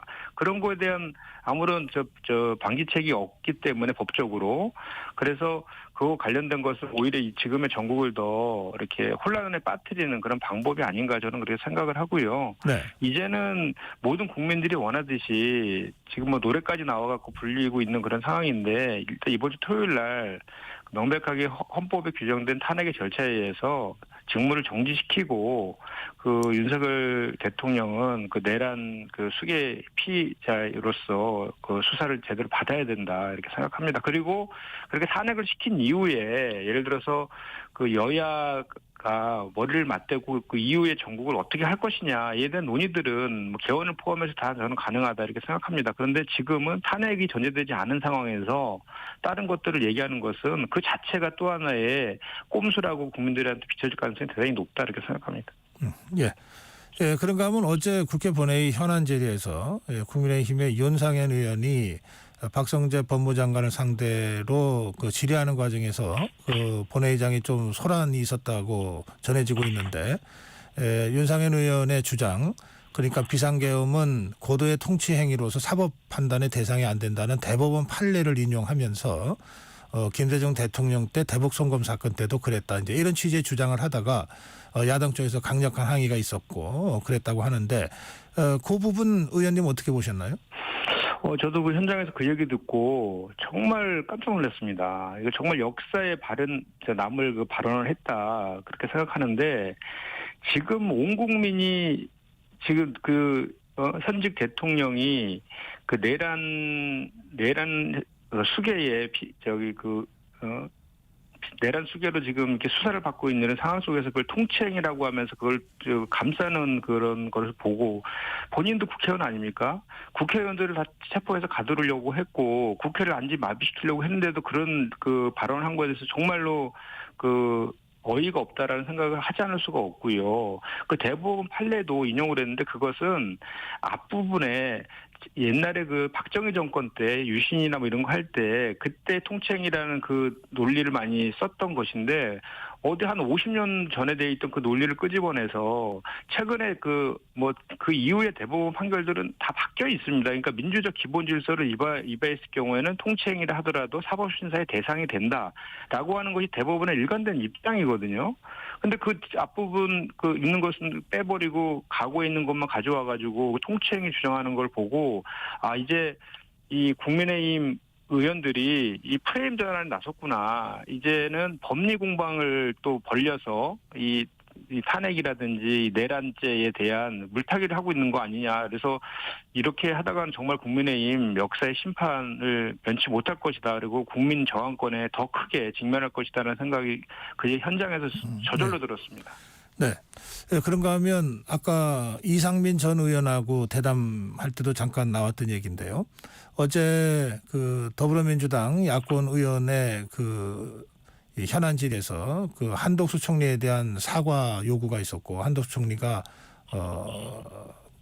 허리를 깊이 숙여 사과하는 장면을 우리 전 국민이 뉴스를 통해서 봤는데요. 그 후에 그 국무위원 전원에 대한 사과 요구가 다시 있었고 국무위원 대다수가 일어나서 또 머리를 숙이고 사과를 했는데 그 김문수 장관은 끝까지 자리에서 일어나지 않았습니다. 이제 그 장면을 둘러싸고 좀 논란들이 많던데 그 장면도 의원님 기억하시죠? 네, 그렇습니다. 네, 그 장면 어떻게 보셨습니까? 그러니까 어떻게 보면 서영교 의원이 질의 과정에서 이렇게 얘기를 한 건데요. 이 지금 그 총리부터 국무위원들에 대해서 국민들한테 진정으로 사과할 사실 어떻게 보면 기회를 준 것인데 거기에서조차도 일어나지 않고 이렇게 버티는 거 보고 임명 때부터 우리 역사관 잘못돼 삐뚤어진 역사관 때문에 비판받았던 분이신데 대단히 안타깝다라는 말씀을 드리지 않을 수 없고 어제 대정부 질문을 통해서 또 새로운 의혹들이 다 확인이 됐어요. 국무회의도 제대로 열리지도 않았고 국무회의에 대한 서명도 하지도 않았고 한꺼번에 모여서 회의를 정식으로 개의한 것도 아니고 오는 순서대로 그냥 앉아 있다가 대통령은 잠깐 들어와서 2, 3분 얘기하고 나갔다. 이러면서 전부 다 자기는 전원이 다 계엄에 반대했다. 이렇게 다 발언을 하시더라고요. 국무위원들이 총리부터 해가지고. 그런데 그것으로 인해서 반대 의견 냈다 해서 본인들의 의무를 다한 게 아니잖아요. 우리 시민분들하고 또 우리 일부 군인들 같은 경우에는 그리고 법무부에 있는 감찰관인가요? 그분들은 자기가 사표를 내면서 그리고 자기가 목숨까지 걸면서 이혼 계엄에 대해서 맞섰는데 국무위원들이 거기서 반대를 했다면 그걸 막았어야죠.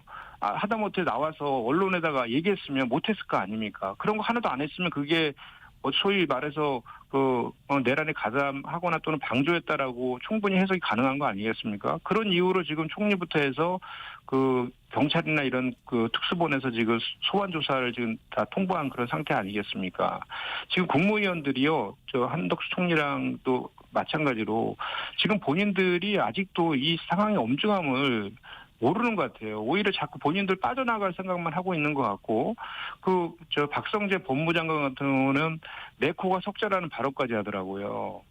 이런 것은 정말 그 국무위원으로서 국민에 대한 마지막 도리조차도 저버리고 있는 행위다라고 저는 비판하지 않을 수 없습니다. 네, 이제 조금 다른 문제 질문드리겠습니다. 아까 저희가 이상민 전 의원과의 대담에서 미디어 리서치의 여론조사 결과를 제가 인용해서 질문을 드렸는데요. 그 미디어 리서치 여론조사는 여론조사 심의위원회 홈페이지에서 확인하실 수 있는데요. 거기 보면은 이제 조기 대선이 치러질 경우에 누구를 차기 대통령으로 지지할 거냐는 취지의 질문이 있었고, 이재명 대표가 50%가 넘는 52%인가 하는 52.4%군요. 반면에 그렇다고 해서 이재명 대표의 사법 리스크가 해소되는 건 아니지 않냐라고 하는 또 다른 일종의 반론도 있는 상황입니다. 의원님, 이 문제는 더불어민주당 의원들이나 또는 의원님이나 다 관심 있는 사안일 것 같은데 어떻게 생각하시는지요? 지금 전국에서 저희는 그 이재명 대표의 사법 리스크에 대해서는 고려 사항이 아니다라고 저희는 이제 생각하고 있고, 그리고 지금 그 어제 박정훈 국민의힘 의원도 갑자기 그 이재명 대표에 대해서 비판을 막 세게 하던데, 아니 거기서 왜 이재명 대표가 나오는지 이 국면에서 이해가 되지 않고요. 국민의힘의 박정훈 의원이요? 예. 개헌보다 더할 짓을 할 사람이다. 이렇게. 네, 그런 취지의 발언이 있었죠. 예. 이건 정말 대단히 시참말로 정말로 이거 정말 이렇게 상식이 있는 의원이면 이런 얘기 하면 안 되죠. 반대로. 그리고 이제 그 사법 리스크는요, 이미 우리 민주당에서는 생소화된 그런 내용 아닙니까? 그거에 맞춰서 지금까지 우리 당에서도 검독이라든지 사검독이라든지 이런 거 만들어서 이것은 야당 탄압용, 정적 제거용, 표적 수사다라고 해서 대응하고 있는 거기 때문에. 네. 그리고 전부 다 법원의 재판 과정 아닙니까? 그 과정에 우리가 성실히 임하면 될 문제이고, 그거를 그 결과가 어떻게 나왔다는 것을 전제로 해가지고 우리가 그걸 대응해야 될 하등의 이유는 없고, 그럴 계제도 아니다. 생각합니다. 예. 그런가 하면 지금 그 경제의 불확실성을 해소하기 위해서 이재명 대표가 여야정 3자 비상경제 점검회의를 제안했었는데, 이 제안을 하고 나서 감액 예산안이 처리가 돼서 이게 진정성 있는 제안이었느냐, 이런 또 문제 제기가 있습니다만. 네. 지금 이제 경제와 민생은 정말 여와 야가 따로 없다는 말씀 먼저 드리고, 지금 주식 시장이나 환율이나 채권 시장이나 대신여도 모든 측면에서 불확실성 때문에 우려가 대단히 커지고 있는 상황이잖아요. 네. 그렇기 때문에 최소한 그 경제만큼은 함께 대안을 만들어가야 하는 게 맞다라고 보고, 그런 차원에서 제안을 한 것이고, 기재부에서도 적극 참여 의사를 밝혔습니다. 그래서 빨리 여당에서도 이에 대해서 같이 참여해서 빨리 수습하는 길에 같이 했으면 좋겠다는 말씀을 먼저 드리고, 그 예산안 감액안 어제 처리한 거에 대해서는 이미 그렇게 다 의결이 된 내용들이었고, 그 과정들에 있어서 이게 지금 올해 세수가 30조가 결손이 예상되는데도 불구하고 정부의 예산안을 보면은 오히려 초부자 감세를 하고 확장적 재정 정책에 대해서는 건전재정이라는 이름으로 반대를 하고 증액에 대해서 다 거절을 했기 때문에 부득이하게 한 것이고, 그 감액한 예산의 내용을 보더라도 예비비도 2.4조, 4.1조를 총 감액했는데, 그 감액 규모도 그 예년에 비해서 과도한 금액도 아니고요. 네, 여기까지 들어야 되겠네요. 시간 관계상. 예, 의원님 말씀 잘 들었습니다. 네네. 더불어민주당 김현정 의원이었습니다. 제주 4.3 사건으로 인해 뒤틀린 가족관계를 바로잡기 위한 혼인입양신고 특례 신청이 시작되었습니다. 이번 신청은 2024년 9월 2일부터 2026년 8월 31일 2년간 진행되며, 혼인신고 특례의 경우 희생자의 사실혼 배우자, 본인 등이, 입양신고 특례는 양자로서 입양신고를 하지 못한 본인이 신청할 수 있습니다. 신청권자, 신청 서류, 접수 방법 등 자세한 사항은 4.3 종합정보 시스템 누리집에서 확인하시고, 문의는 제주특별자치도 4.3 지원과 064-710-8440으로 해주시면 됩니다. 희생자와 유족의 명예회복을 위한 이번 기회에 많은 관심 부탁드립니다. 잠시 후 8시 반부터 일부 지역국에서는 해당 지역 방송을 보내드립니다. 워렌 버핏은 가치 투자, 필립 피셔는 성장주 투자, 피터 린치는 장기 투자. 방법은 달라도 목표는 하나. 성기영의 경제쇼가 성공의 길로 안내합니다.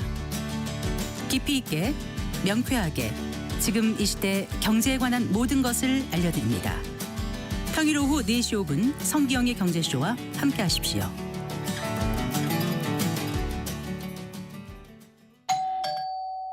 편지 왔습니다.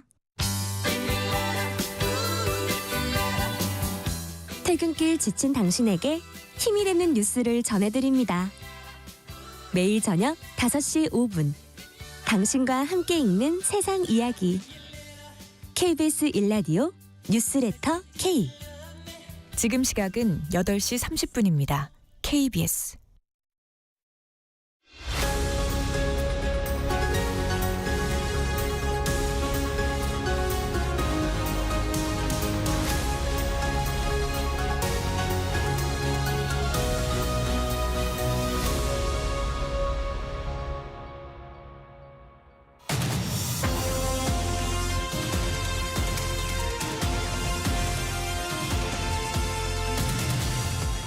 네, 진격의 경제입니다.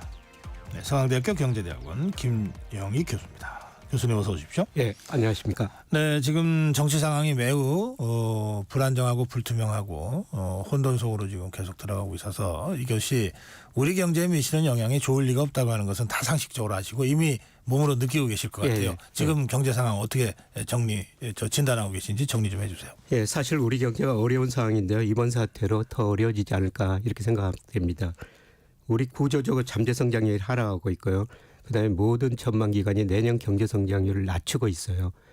그동안 수출이 우리 경제 성장을 주도했는데 수출 증가세가 둔화될 거라는 겁니다. 네, 그건 이 사태 이전부터 그런 추세가 확인이 됐던 건가요? 네. 그런데 이번 사태로 소비 심리, 투자 심리 더 위축되고요. 또 금융시장도 많이 불안해지지 않습니까?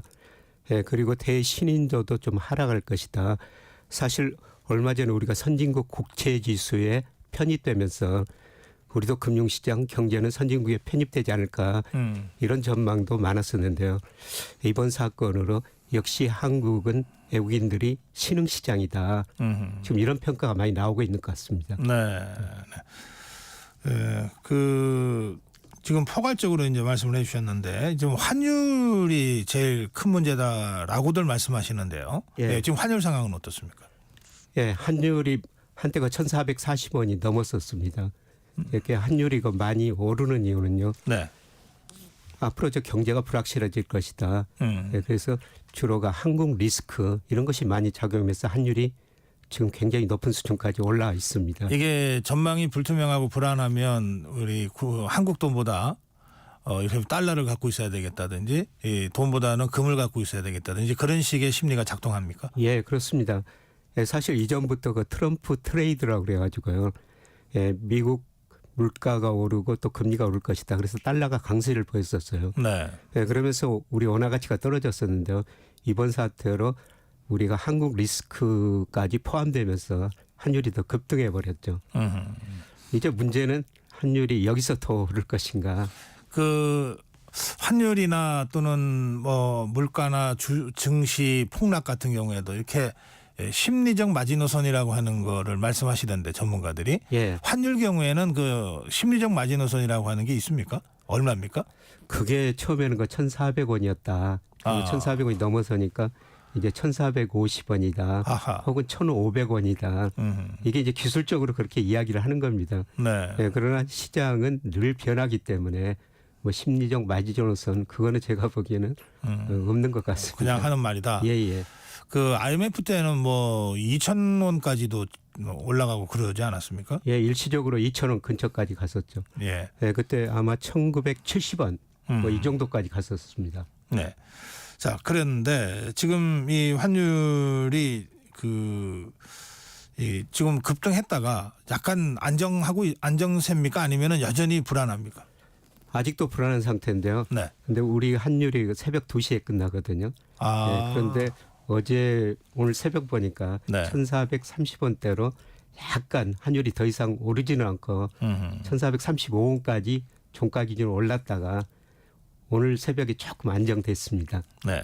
근데 이 시장이라는 게 그걸로 인해서 타격받거나 어려움을 겪는 분들이 계시면 늘 그것 때문에 또 이익 받는 분들도 계시더라고요. 예. 이 환율이 오르면 우리 돈 가치가 떨어지는 건데 예. 그러면 어떤 사람들한테 부담이고 어떤 사람들한테는 그래도 이게 기회가 될 수 있습니까? 예. 환율이 오르면은 뭐 우리 개인 입장에서 보면요. 네. 뭐 해외 유학 보냈던 부모들 아이들한테 유학비 송금해 줘야 되는데. 예. 그리고 해외 여행 가려면은 더 많은 돈을 주고 해외 여행 가야 되죠. 당장 공항에서 달러 바꿀 때 우리 돈을 더 많이 내야 되는 그렇죠. 거군요. 네, 그리고 수입하는 기업들 더 비싸게 수입해야 되거든요. 환율이 오르면. 그러네요. 네, 그런데 이제 상대적으로 이익 버는 회사들은 수출 회사들이죠. 예를 들어서 우리가 가게 수출해 가지고 1달러당 환율이 1,300원일 때는 1,300원을 받았는데 지금 1,430원 더 많은 돈을 받을 수가 있고요. 그다음에 미국 사람들 입장에서는 우리나라 물건 1달러치를 더 많이 가져갈 수가 있거든요. 예. 그래서 수출 기업한테는 좀 유리할 수가 있습니다. 그런데 환율이 뭐 수출에 전적으로 영향을 미치는 게 아니고 환율보다는 세계 경제 상황, 미국 경제가 어떻냐, 중국 경제가 어떻냐, 예, 그게 우리 수출에 영향을 미칩니다만은 일부 수출 기업은 이익을 벌 수 있습니다. 일부 수출 기업은 이익을 볼 수 있지만. 예. 그로 인해서 피해를 입는 사람들은 더 많은 다수일 것 같으네요. 예, 그렇습니다. 오히려 환율이 상승하면은 이익보다는 국민 경제 전체적으로는 피해가 더 많죠. 우선 환율이 오르면은 우리가 상품을 생산하기 위해서 원자재 중간재를 수입해야 되거든요. 네. 그 가격이 올라 버려요. 결국은 물가가 올라간다는 뜻이죠. 그렇죠. 예, 그러면 생산자들이 뭐 생산 비용이 올라가니까 상품 가격이 올릴 수밖에 없죠. 예, 그러면 물가가 오르면은 우리 가계 실질 소득이 줄어들어요. 네. 물가가 오르는데 우리 임금은 1년에 한 번씩 협상해 가지고 오르지 그렇죠. 않습니까? 예.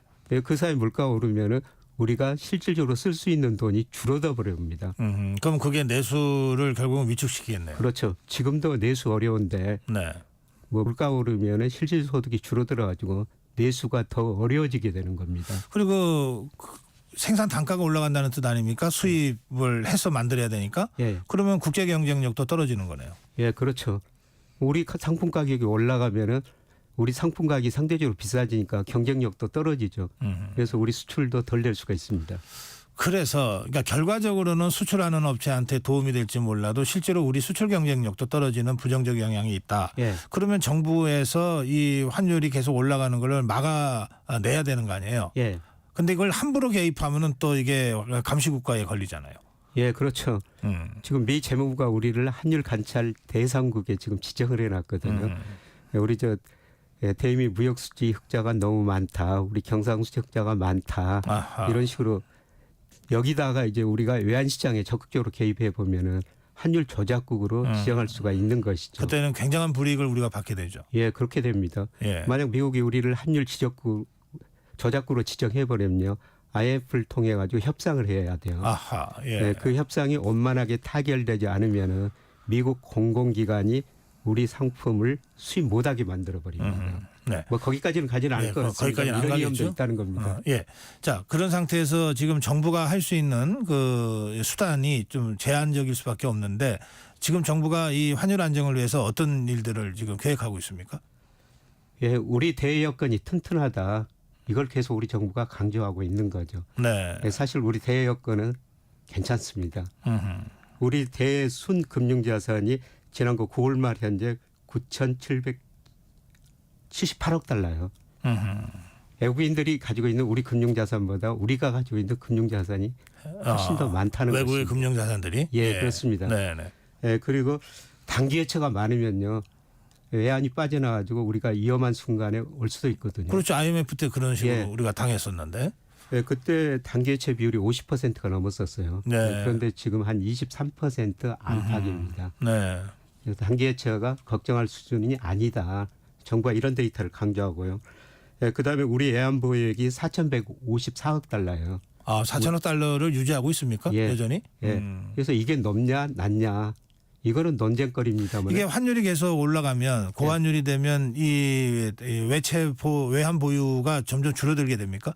예, 그렇게 되죠. 예. 예, 그리고 또 외환시장 환율이 올라가면은 우리 정책 당국 외환시장 개입해야 되거든요. 네. 예, 그러면 달러를 파니까 우리 외환 보유액이 줄어들 수가 있죠. 하하. 예. 예, 그래서 최근에 저 애국계에서 좀 무리한 거는 네. 애국인들이 이런 상황을 고려해 가지고 한국 원화를 공격할 것이다. 애국 투기 자금들이요. 네. 그다음에 일부에서는 또 한국이 외환위기까지 가지 않느냐. 네, 그래서 지금 환율이 많이 오른 거죠. 이게 그 약간 틈이 생기면 그 헤지펀드들이 공격을 해서 투기적으로 그렇게 돼서 진짜 이게 투기 무너지는 경우들이 있잖아요. 그 위험성을 지금 경고하고 있는 겁니까? 예, 그렇습니다. 일부 애국계에서는 그렇게 보면서 환율이 많이 오를 것이다 그렇게 보고 있는데요. 네. 그런데 제가 보기에는 우리 앞서 말씀드린 것처럼 대여건은 상당히 튼튼하다는 겁니다. 그리고 한국은행이 방어 능력이 있습니다. 그리고 우리 국민연금도 지금 해외 자산을 굉장히 많이 가지고 있거든요. 이런 거 보면은 그렇게 일부에서 뭐 공격할 생각은 가지고 있을 수도 있습니다만 저는 성공하지는 못할 막아낼 수 보고 있을 있습니다. 거다. 그 얼마 전에 S&P도 그 신용등급 내릴 계획이 없다 이런 발표를 공식적으로 하지 않았습니까? 신용등급은 제가 보기에는 내릴 가능성은 좀 낮아 보입니다. 왜냐하면 우리 정부는 그래도 건전하거든요. 우리 가계 기업 부채는 세계에서 제일 높은 수준이에요. 그런데 지난 거 1분기 보니까 우리 재정 건전성은 대비 정부 부채가 45%입니다. 미국 120%고요. 뭐 G20 국가들 거의 다 100% 평균적으로 넘습니다. 그렇군요. 그런데 우리 재정은 건전하기 때문에 신용등급 내릴 가능성은 제가 보기에는 좀 낮아 보입니다. 그렇군요. 그 주식은 어떻습니까? 좀 안정됐습니까? 어제 그 이틀 동안 저 반등에 성공했다 뭐 이런 보도를 제가 본 것 같습니다만. 이번 주 월요일 들어가지고 코스피가 2,360까지 들어가지고 올해 들어서 최저치를 기록했습니다. 그러나 어제 그제 이틀 연속 올라가지고요 2,440이 좀 넘었습니다. 주식시장이 좀 안정되고 있는 것 같습니다. 주식시장이 이렇게 안정되고 있는 거는요. 뭐 여러 가지 증권시장에서 그 주가 수익 비율, PBR, 주가 순자산 비율, PBR 이게 역사상 지금 거의 최저치까지 기록했기 때문에 주가가 너무 싸다. 그러면서 일부 외국인 우리 투자자들도 주식을 좀 사고 있는 것 같습니다. 물가는 어떻습니까? 물가는 좀 안정되고 있어요. 지난 10월에 소비자 물가 상승이 전년 동월 대비 1.3%. 그다음에 11월에는 1.5%. 한국의 통화정책 목표가 물가 안정인데 2%거든요. 근데 현재까지는 안정되고 있습니다. 그런데 문제는 여기서 환율이 오르면은 아까 말씀드린 것처럼 기업의 생산 비용이 오르고 물가도 오를 수가 있다는 겁니다. 항상 기름값이 오르겠네요. 당장 지금 환율이 올라가 보니까 기름값이 오르고 있죠. 기름값이 오르면요. 우리가 기업들이 한 7개월 정도 조정을 거쳐가지고 7개월 후에 소비자 물가에 가장 큰 영향을 미치거든요. 그래서 현재는 물가가 안정되고 있습니다만은 환율이 더 이렇게 오르면 뭐 기름값 등 원자재 가격이 오르니까 물가 상승이 좀 높아질 수는 있을 것 같습니다. 그러면 지금 우리 김영익 교수 전반적으로 쭉 설명하신 걸 보면 물가는 어쨌든 좀 불안 요소가 아주 없는 것은 아니지만 그래도 한국은행의 목표치 2%는 어쨌든 그 지켜낼 수 있을 것 같다는 말씀을 하신 거고 그다음에 증시도 상당히 그 좀 충격을 받았지만 이제 최근 반등을 해서 조금씩 안정화되고 있다는 거고 환율이 조금 너무 높아서 불안하지만 그래도 어느 정도는 방어해낼 수 있을 것 같다. 그렇습니다. 그러면 이제 뭐 이런 상황에서는 너무 막 공포에 적거나 막 불안해하거나 그래서 뭔가를 좀 뭐 단기적으로 뭔가를 해야 되겠다고 하거나 이렇게 안 하는 것이 좋겠네요. 그렇습니다. 사실 우리 경제 여건 뭐 해외 여건 보면은 환율이 여기서 더 이상 제가 보기에는 오를 가능성은 낮고요. 물론 정치적 문제가 앞으로 어떻게 전개될 것인가 그 영향은 남아 있습니다. 그리고 우리 코스피도 올해 세계에서 제일 많이 떨어졌고요. 지나치게 저평가됐습니다. 여러 가지 경제 변수 뭐 PER, PBR 20% 이상 저평가됐거든요. 특별한 상황이 아니면은 여기서 또 떨어지기는 힘들다는 겁니다. 그래서 너무 불안하게 생각하실 필요는 없고요. 오히려 뭐 늙어 이기는 기회다 이런 이야기가 일반적으로 나오고 있는데요. 반대로 금융시장에서 한번 생각해볼 필요가 있지 않나 예, 저는 그렇게 생각합니다. 알겠습니다. 마지막으로 이게 지금 정상적인 국정 운영이 참 힘든 상황이긴 합니다만 그래도 정부가 경제 사이드에서는 뭔가는 꼭 필요한 조치들은 해야 될 텐데 어떤 주문을 하시고 싶으십니까? 지금. 예. 트럼프 정부가 내년에 들었으면 들었지 않습니까? 굉장히 어려운 환경입니다. 예. 협상을 해야 되거든요. 네네. 예, 그래서 저는 비상경제협의체 여야정 만들어야 된다고 보고 있고요. 네네. 그다음에 우리 소비 지금 투자 별로 안 되고 있으니까 정부의 역할이 굉장히 중요한 시기라고 보고 있습니다. 정부가 꼭 필요한 부분에 추경 뭐 이런 것도 가감히 편성해야 될 시기가 아닌가 그렇게 생각합니다. 알겠습니다. 예. 오늘 여기까지 듣겠습니다. 서강대 김영희 교수였습니다. 고맙습니다. 예, 고맙습니다. 네, 전격 시사 듣고 계신 지금 시각 8시 45분입니다. 네, 목요일 출근길입니다. 먼저 서울 시내 상황인데요. 올림픽대로 공항 쪽으로 동작대교에서 한강대교 사이 5차로는 고장난 차가 서 있습니다. 반대 잠실 쪽으로는 방화대교에서 가양대교 사이 4차로 막혀 있고요. 경부고속도로 서울 쪽으로 기흥에서 수원까지 막히고 있습니다. 반대 부산 방향은 반포에서 서초, 신갈분기점에서 수원까지 막히고요. 오산에서 안성분기점까지 어렵습니다. 경인고속도로 서울 쪽으로 부천에서 신월까지 막히고요. 반대 인천 쪽으로는 인천요금소에서 서인천까지 어렵습니다. 한편 서울 양양고속도로 서울 쪽인데요. 화도분기점에서는 고장난 화물차가 서 있고요. 서해안고속도로 서울 방향 일직분기점에서 금천까지 어렵습니다. 앞차와의 안전거리 유지하시고요. 조심 운전하시기 바랍니다. KBS 교통정보센터에서 정현정입니다.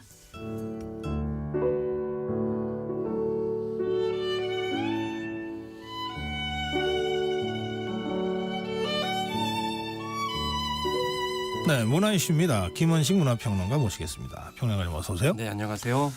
네, 이게 12월 이제 초순이 막 지나고 있습니다. 이때쯤이면은 다들 연말연시 여러 가지 행사도 있고 또 뭐 의미 있는 봉사활동을 한다 뭐 이런 분들도 많이 계신데요. 뭐 저도 벌써 연말 계획했던 일정 한 2개가 이러저러한 이유로 이제 취소됐습니다. 이런 통보를 받았어요. 이게 전체적으로는 분위기가 그렇겠죠? 네, 그렇습니다. 일단 먼저 이제 주적이 됐던 것이 공공기관 인근 식당. 그러니까 아무래도 공공기관에서 먼저 연말 모임이나 행사 취소 이제 당연히 했을 것 같고요.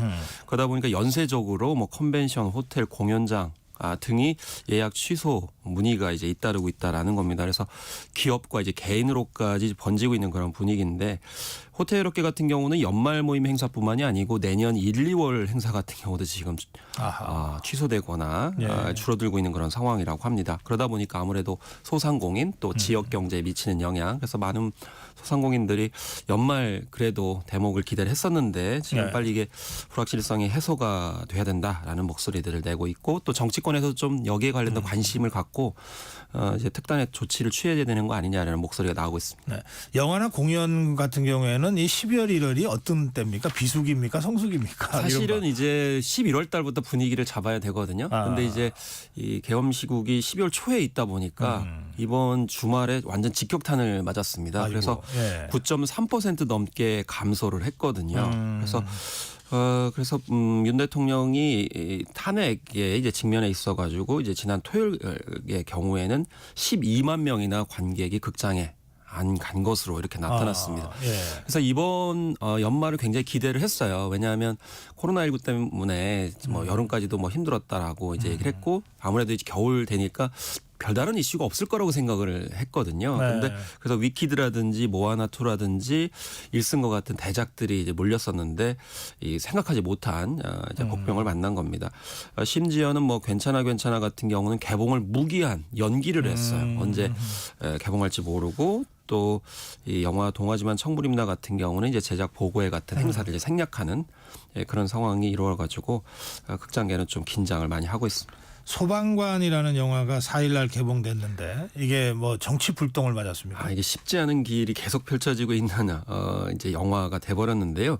왜냐하면 주연 배우였던 이제 박동원 배우가 원래 음주운전 때문에 이 영화 자체가 이제 개봉할 수 있겠느냐라는 논란이 있었는데 일단 개봉을 했어요. 이제 개봉을 했는데 1, 2위를 다투는 성적을 보였습니다. 그래요? 더더군다나 국립 소방병원 설립이 지금 2025년에 이제 열리게 되는데 여기에 이제 119 기부 챌린지를 하면서 좀 분위기를 선한 영향력을 행사를 했거든요. 그런데 이제 문제가 됐던 것이 이 윤석열 대통령 탄핵 소추 표결 당시에 본회의장을 이탈했던 곽규택 의원, 이제 형이 곽경택 감독이기 때문에 그래서 이 영화의 이제 불매 운동이 이제 벌어지는 그런 상황이 돼서 곽경택 감독이면 그 친구 네 그렇습니다. 그 감독 아니에요? 네, 맞습니다. 그런데 이제 이런 움직임에 대해서 뭐 좀 연좌제적으로 적용되는 것은 적절하지 않다라는 그런 목소리들이 나오고 있는 그런 상황이고요. 중요한 거는 지금 작년과 비교해서 또 올해는 영화 극장가가 좀 나아질 거를 이제 생각을 했었는데 연말까지 작년보다 좀 나으려면 1,200만 명 이상의 극장을 찾아야 되거든요. 이대로 가면 이제 힘들다라는 회의적인 전망이 나오고 있는 그런 상황이라서 영화계가 갈수록 좀 더 여러 가지 변수로 인해서 어려워지는 그런 상황입니다. 네, 말씀대로 뭐 그냥 싫어서 안 가는 거와는 좀 다르잖아요. 불매 운동 만약에 그런 움직임이 있다면 그건 일종의 연좌제가 될 수 있으니까. 근데 이제 작품이 좋으면은 이제 이런 변수들은 이제 부차적이 될 수 있다고 생각을 하고요. 특히 이제 좋은 기부 챌린지를 하기 때문에 이런 점도 좀 고려를 해야 될 것 같습니다. 그래요. 근데 좀 분위기가 이런데 뭐 이렇게 공연장을 찾는 것 자체가 좀 괜히 좀 눈치 보이기도 하고 뭐 이런 분위기가 사실은 이거 시장에 큰 영향을 주는 거 아닌가요? 그래서 이제 2016년에도 비슷한 일이 있었잖아요. 그래서 박근혜 대통령 탄핵 정국 당시에도 공연계가 굉장히 타격을 많이 받았습니다. 왜냐하면 이제 공연계라는 거는 굉장히 떠들썩한 특히 뮤지컬이 지금 굉장히 호황이지 않습니까? 좀 즐겁고 시끌벅적하고 그게 자연스러워야 이게 공연이 돼도 되는 건데. 가족끼리도 좋은 목적으로 문화 회식이라고 그래서 방문하는 경우가 있는데 앞서서 이제 회식들이 다 취소된다고 말씀을 드렸기 때문에 근데 지금 상반기까지만 해도 공연가 굉장히 좋았어요. 왜냐하면 다 비대면 콘텐츠였는데 이 공연장을 직접 체험하기 때문에 그래서 이미 뭐 작년 수준을 넘는 그런 이제 매출을 기록했는데 이제 연말에 이렇게 다가와서 많이 기대를 했어. 알라딘이라든지 뭐 시라노, 지킬 앤 하이드, 뭐 이어서 뭐 틱틱본과 같은 작품들이 대기 중이었는데 이제는 더 이상 공연계에서는 홍보를 못 하겠다. 이제 홍보는 끝났다 이렇게 이제 얘기를 하고 있어서 어쨌든 남은 이제 공연 일정을 소화하는 데 초점을 맞추겠다는 분위기고요. 가수들도 자발적으로 뭐 연기하는 경우도 있습니다. 그래서 가수 장범준 씨가 이제 연기를 하겠다 이렇게 밝혀서 어쨌든 상황을 추이를 보고 이렇게 움직이는 그런 아주 조심스러운 모습입니다. 그런가 하면 뭐 겨울은 사실 좀 추운 계절이긴 하지만 겨울 축제를 하는 지자체들이 꽤 많이 있거든요. 그런데 이제 축제하기는 좀 그러네요. 네, 그렇습니다. 대표적으로 서울시인데요. 13일 날 윈터 페스타를 하거든요. 근데 이게 서울의 대표적인 겨울 축제입니다. 그래서 7개 축제를 하게 되는데 이걸 묶어가지고 소개하는 개막식 행사를 취소를 했어요. 그래서 뭐 안전 문제를 얘기했는데 아무래도 많은 분들이 모일 수 있기 때문에 이런 점을 고려한 것 같고요. 부산 해운대구 같은 경우도 14일부터 열리는 비축제 개막식을 취소를 했습니다. 순천시는 아예 5강 크리스마스 콘서트 자체를 열지 않기로 했는데 사실 뭐 조금 지적하셨습니다마는 축제라는 것이 특히 지역으로 내려갈수록 지역 경제와 맞물리는 부분들이 있기 때문에 제 개인적인 생각으로는 아예 뭐 취소하기보다는 좀 연기하는 쪽으로 하면서 이제 치러내는 것이 무엇보다 중요하지 않을까 싶습니다. 여행 쪽도 타격을 받습니까? 여행은 직접적인 타격이 큽니다. 사실 연말에 외국인 방문객이 좀 늘어날 것으로 생각을 했고 또 분위기가 또 좋았습니다. 한류 열풍이 있기 때문에 또 방학을 맞기 때문에 해외 젊은이들이 많이 오거든요. 그래서 가장 먼저 일본 수학여행단이 이제 예약을 취소하는 사례가 최근에 이제 보도가 됐는데 이 단체 관광객들이 특히 학생들을 대상으로 한 여행 프로그램들이 많이 위험 요소가 있다고 인지를 해서 취소하는 것 같고 특히 겨울이니까 스키 타러 오는 동남아 여행객들이 지금 예약 취소 모드로 돌아가서 한 강원도 업체 같은 경우는 10에서 15% 줄어들고 취소하는 사례를 이제 보여주고 있고 MZ 세대들이 지금 시위 현장에 많이 있다고 하는데 여가 여행 모임은 지금 현재 약 30% 정도 줄어든 것으로 이렇게 나타나고 있어서 탄핵 정국이 계속되면은 여행 수요 특히 이제 젊은층을 상대로 한 그런 곳들은 좀 쉽지 않을 것 같습니다. 아무래도 네. 예, 그렇겠네요. 자, 그런가 하면 좀 다른 얘기 해볼까요? 오징어 게임 시즌 2요. 네. 미 골든글로브 시상식 최우수 TV 드라마상 후보로 지명이 됐다 그러는데 아직 오픈이 안 됐는데 이런 지명은 이례적이다 이런 얘기네요. 그렇습니다. 12월 26일 날 이제 전 세계에 공개가 되는데 공개가 되기도 전에 골든글로브 시상식에서 이 작품상 한 개 부분에 이제 후보에 올랐습니다. 근데 이게 가능한가요? 원래는 11월 4일까지 주최 측이 해당 작품을 제공을 해야 돼요. 근데 아직 공개가 안 됐는데 이게 어떻게 된 거냐라고 했을 때 미리 이제 주최 측에 공개를 한 게 아니냐 이렇게 생각이 드는데 근데 워낙 이제 오징어 게임 1이 알려졌잖아요. 그러니까 어떤 작품인지 인지가 되기 때문에 이제 그렇게 반영했을 수도 있고 거꾸로 골든글로브가 제 생각으로는 그냥 숟가락을 얹은 거 아니냐 이런 생각이 좀 들어요. 워낙 골든글로브가 그동안 이제 제3세계나 이런 쪽의 문호가 개방돼 있지 않았다는 비평을 들었기 때문에 지금 변화하려고 하거든요. 그런 맥락이 아닌가 싶고 그렇지만 황동혁 감독은 탄핵 정국의 오징어 게임 2를 공개하는 데 대해서 좀 약간 마음이 무겁다 이런 입장을 일단 표하기도 했습니다. 그러네. 이 오징어 게임은 어쨌든 뭐 개봉도 되기 전에 뭐 세계적인 그 이슈를 좀 만들어내고 있는 거네요. 벌써 뭐 이제 유럽에서 팝업 스토어를 통해 가지고 오징어 게임 행사를 했는데 엄청나게 많이 몰리고 있습니다. 네, 마지막으로 그 한강 작가의 노벨 문학상 시상식이 있었는데 이모저모 좀 전해주실까요? 네, 그래서 노벨 문학상 시상식이 드디어 이제 있었죠. 그래서 우리나라 시각으로는 이제 화요일 날 이렇게 12시 즈음에 이루어졌고 뭐 사실 처음 이제 노벨 문학상을 보시게 됐었잖아요. 네. 그래서 거기에서 이제 직접적으로 한강 작가의 작품 세계 예를 들면 소년이 온다, 작별하지 않는다, 흰을 가지고 이 작품 평가를 하면서 시상식이 주어졌고요. 그 뒤에 연회 뒤에 한강 작가가 이 소감을 그러니까 이 수상 소감을 밝혔습니다. 그래서 노벨 문학상은 상을 받으면서 이렇게 바로 수상 소감을 얘기하지 않아요. 우리 영화제 보면 주연상 받고서 소감하잖아요. 짧게. 예. 근데 이제 연회 끝에 노벨상은 그런 게 아니네. 아침 한 7시 즈음에 이제 했는데 이런 얘기를 했습니다. 문학은 언어라는 시를 따라 들은 이의 깊은 마음으로 들어가는 경험이고 제게 가장 소중하고 절박한 질문들은 그 시에 의지해서 다른 이들에게 보내는 행위다. 이렇게 짧게 언급했습니다. 네, 문화 이슈 김원식 문화평론가와 함께 전해드렸습니다. 오늘 여기까지 하겠습니다. 고맙습니다. 네, 감사합니다. 네, 12월 12일 목요일 전격 시사 오늘은 여기서 인사드리겠습니다. 고성국이었습니다.